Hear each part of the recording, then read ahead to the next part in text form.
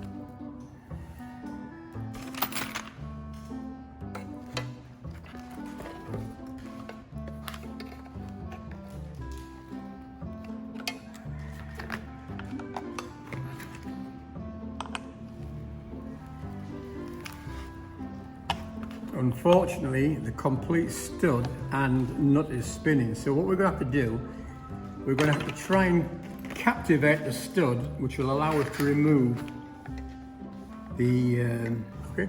So if we remove these two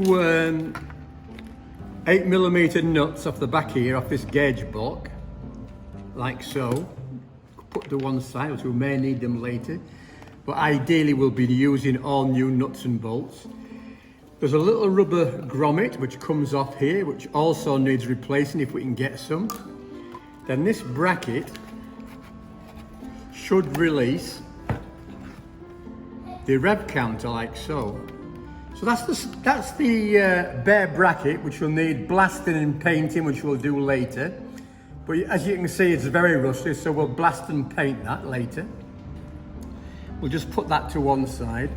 So this is the rev counter. As you can see, the glass, or the perspex, which this is not glass, one's changing. We've already removed the glass from the speedometer, the kilometers per hour.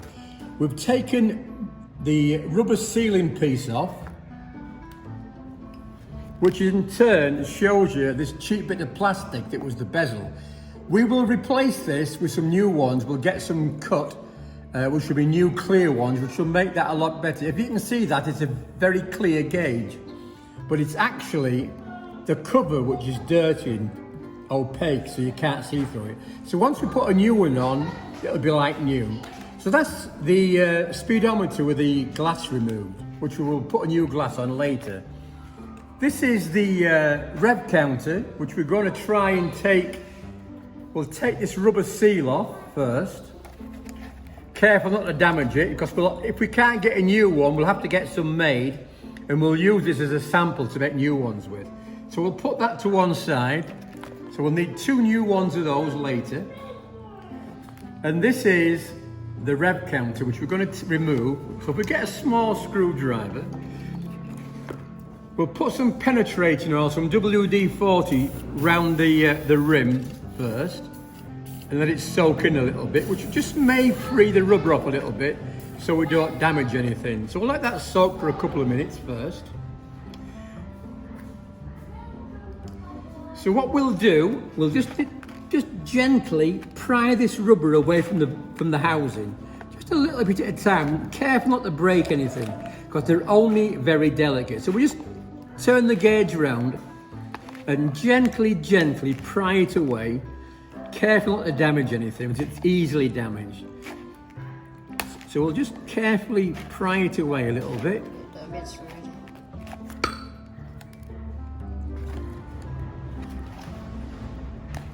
Still fairly tight.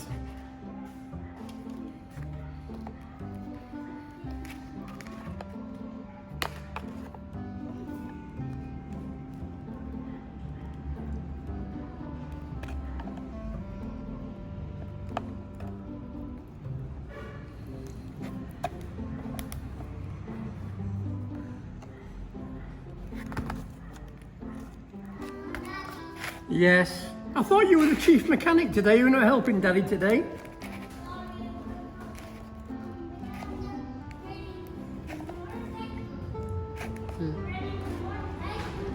You're riding?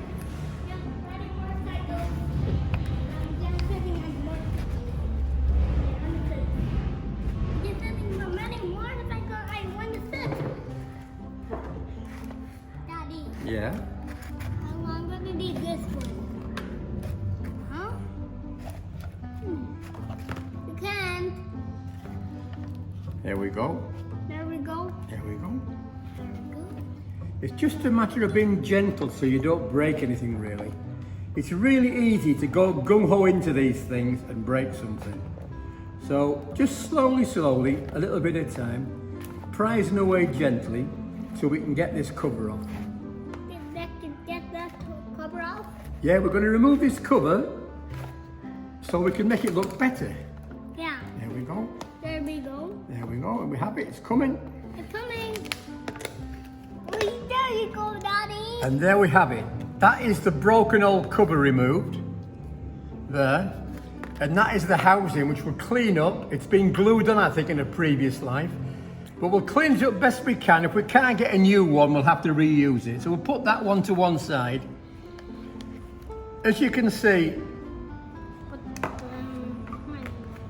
there's a little rubber gasket on here, which actually fits under the bezel, which hasn't been put on properly. So there we are. What we need in the future, as you can see, it's been put on wrong, and it's been caught when it was put on last time. So what we're going to do, we're going to change this washer. We'll make some new ones. We can get some rubber, some thin rubber. So we need to make a new one of those, like so. We'll remove that. So all these parts need cleaning up. We'll need to make a new rubber under gasket, which will fit on there. This will then fit on there. And then what we need to do is to make a new gasket, which will go underneath here, and we can fit this on. So on the next episode, before we see you again, I will make some more of these two new ones. And next time we'll rebuild the gauges and they'll look like new next time. Well, thank you very much for watching and hope to see you again. Bye guys, see you next time.